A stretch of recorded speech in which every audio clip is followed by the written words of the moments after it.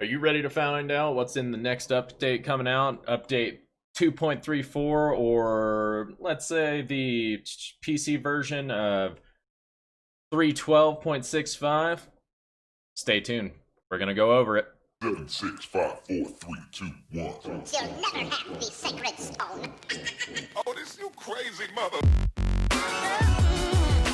Alrighty, folks. So, there is a big update coming out today, actually, because today is the 31st of July. Yeah, so it already came out, already installed. Here's basically the things you need to know. We're just going to go over everything that's going on here.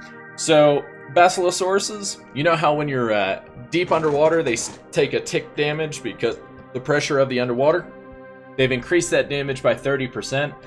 Bloodstalkers reduce their armor penetration and their durability damage, so at least they're not shattering your armor and stuff with no problem whatsoever. Carnos, I'm really looking forward to this. So Carnos, they've basically made them so they're a little bit more useful. They added the bleed effect, which is great. So they made it so armor penetration is up by 30% with the left click attack. There's a bleed effect right click attack, which does 5% of the target's health over 10 seconds. It can't be stacked, but it can be reset. So that means while you're beating the heck out of something, you can constantly hit right click and, at least it'll reset the time. Dunkies, or actually here, we'll go over the Carbonemus, the turtles that we used to use for soaking turrets all the time. Basically, they made it so that they have a resistance to tech turrets. They upped it by 10%, so at least they're taking less damage.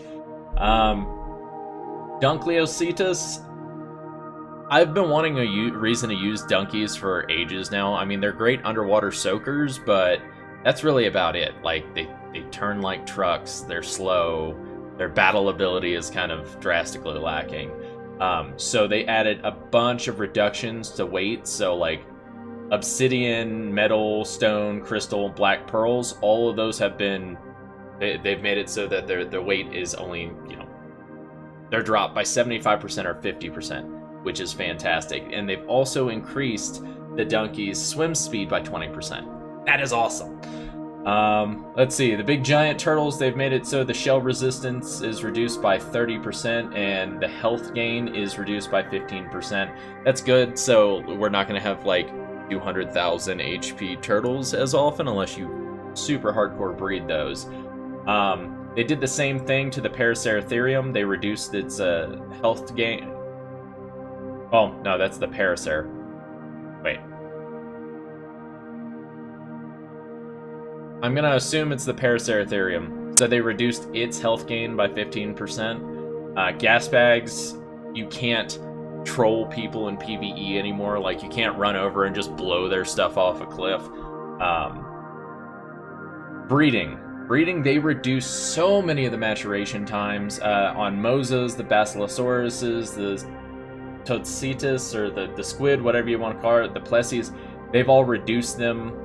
They've increased the Rhino maturation time to match the Doedicurus. So these times, not bad. It's actually a pretty good, kind of evens it out a little bit more, so you're not waiting ridiculous amounts of time. So in Genesis on the map, they added 15 seconds to all races and race missions on Xbox and PS4. That's because they have a little bit of an input lag, so they needed to make it so it's just a tiny bit easier for them. Not so much for PC, because we just, beast it up all the way.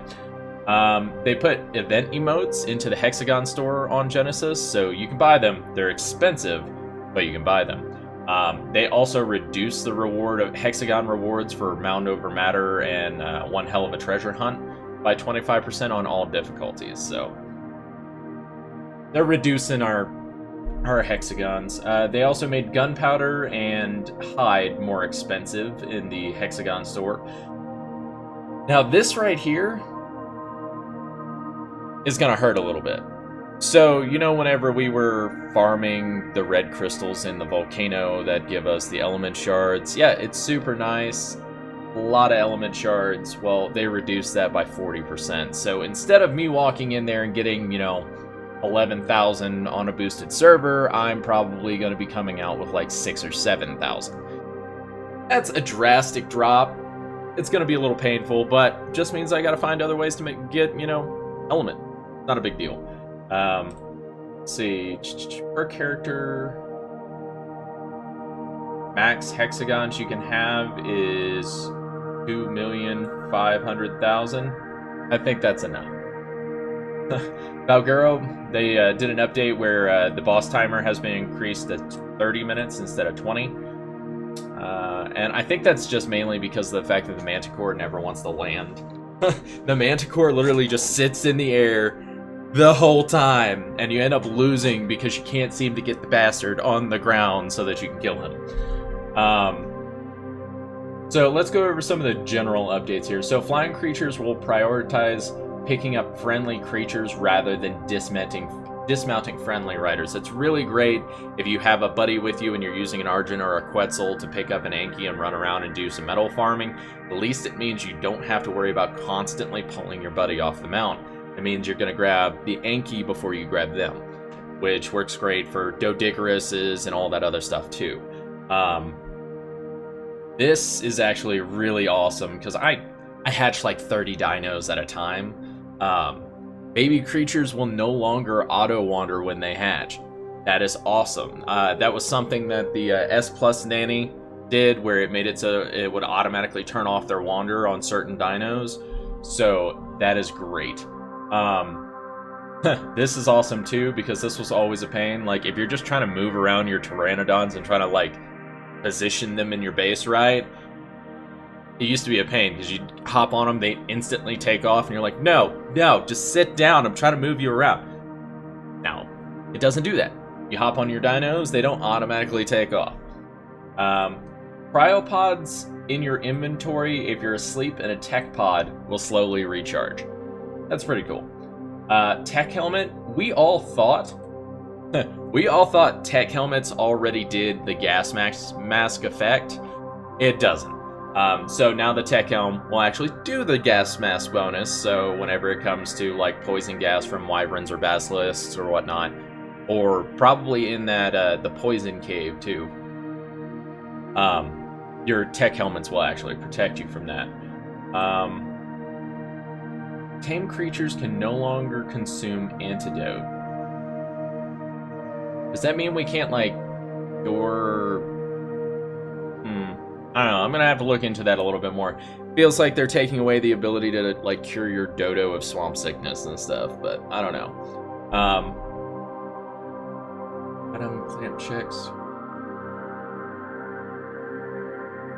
Item clamping. I have no idea what that is. Heavy turret damage has been increased, which is good, considering the fact that it goes through so many bullets. It should do ridiculous amounts of damage. This actually works out as well. Tech turrets now require double the amount of shards per bullet. So, no more just kind of putting in a small amount and hoping that works out. No, you gotta have a lot in there to really have a full turret wall. They increased the metal ingot stack size to 300, raw metal to 300. Spoil time on the lesser antidote has been increased to 3 days. Spoil time on prime meat and prime fish have been doubled. That is awesome. Helena and Chibi creatures will no longer disable the protection from the bees buff. Huh. Alright. Yell and Whisper can now switch between the following modifiers: left, shift, control, and alt. That's nice. Game settings and stuff like that.